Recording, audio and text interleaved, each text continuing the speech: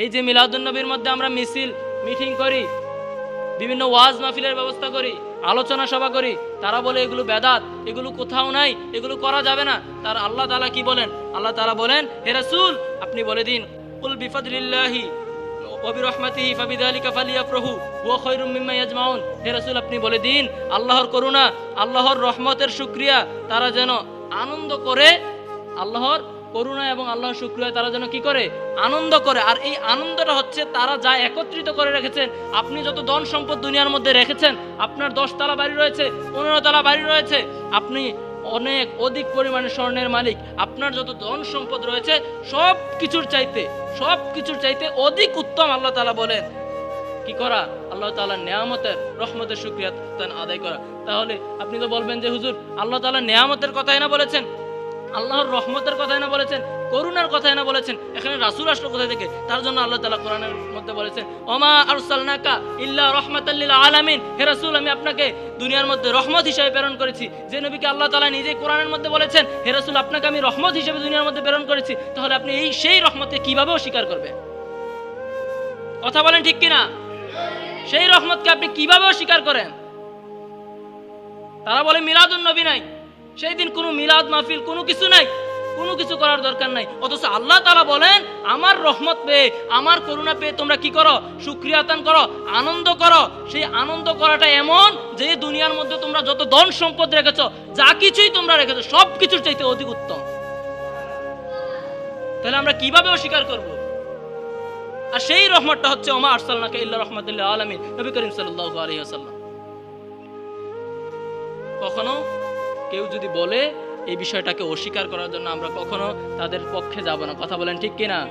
কথা বলেন ঠিক কিনা?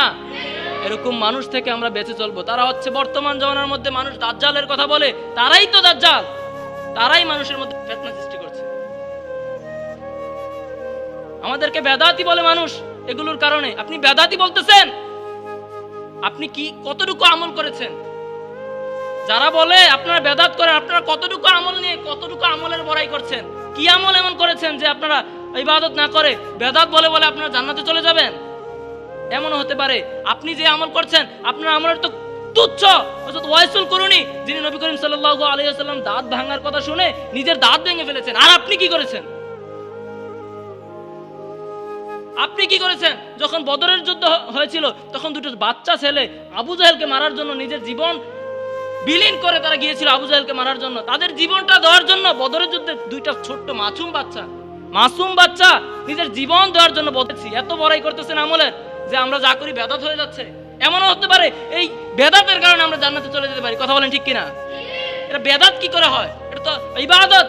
কারণ আমরা তো এই দিন নাচানাচি করি না, গান বাজনা করি না, আমরা তো আল্লাহ এবং আল্লাহ রাসূলের স্মরণ করি, আমরা তাদেরকে সালাম জানাই, আল্লাহর ইবাদত করি। অনেকে বলে যে আমরা এই দিন রোজা রাখি না।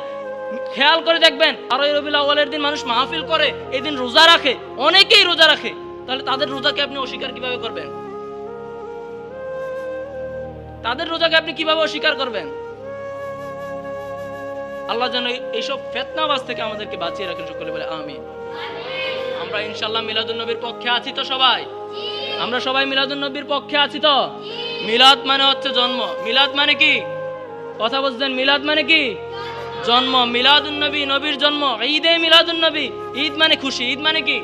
ঈদ মানে খুশি। মিলাদুন নবী, নবীর জন্ম, নবীর জন্মে আমরা খুশি। কথা বলেন ঠিক কিনা? সকল ঈদের ঈদ, ঈদে মিলাদুন নবী। তাকে কি আমরা অস্বীকার করতে পারবো? কখনো কি আমরা অস্বীকার করব? কখনোই আমরা অস্বীকার করব না। আল্লাহ যেন আমাদেরকে সঠিক ইসলাম বুঝার তৌফিক দান করেন। এবং কি ঈদে মিলাদুন নবীর মাস আসতেছে, আজকে আমরা ঈদে মিলাদুন নবী দিয়ে শুরু করছি। ইনশাআল্লাহ পরবর্তী সপ্তাহে আমরা ঈদে মিলাদুন নবীর আলোচনা শুনবো। সকলে রাজি আছি তো ইনশাআল্লাহ? আল্লাহ যেন আমাদেরকে তৌফিক দান করেন। এবং কি শুধু ঈদে মিলাদুন নবী পালন করলে হবে? নবী করিম সাল্লাল্লাহু আলাইহি ওয়াসাল্লামের আরো আদর্শ আছে, যেহেতু আমরা নবীকে মানবো, তার আদর্শই তো মানবো। কথা বলেন ঠিক কিনা? নবীকে যদি আমরা মানি তাহলে তার আদর্শকে মানতে হবে। মিলাদুন নবীর দিন আমরা মিছিল করলাম, পরের দিন থেকে আমরা নামাজ রোজা সব ছাইড়া দিলাম, তাইলে কি হবে? তাইলে কি হবে? আমরা মিলাদুন নবীও মানি, সিরাতুন নবীও মানি। কথা বলেন ঠিক কিনা? সিরাত মানে হচ্ছে নবীজির জীবন সংক্রান্ত আলোচনা, নবীজি জীবনে যা করেছেন, আমাদেরকে যা শিক্ষা দিয়েছেন, তাই হচ্ছে সিরাত। আমরা মিলাদেও বিশ্বাসী, সিরাতেও বিশ্বাসী। আমরা মিলাদুন নবীর দিনও নবীকে স্মরণ করি, পরের দিন থেকে নবীজি যা করেছেন, যত ইবাদত করার কথা আমাদেরকে বলেছেন, আমরা তাও করতে রাজি। কথা বলেন ঠিক কিনা? আল্লাহ যেন আমাদেরকে তৌফিক দান করেন। সকলে বলে আমিন।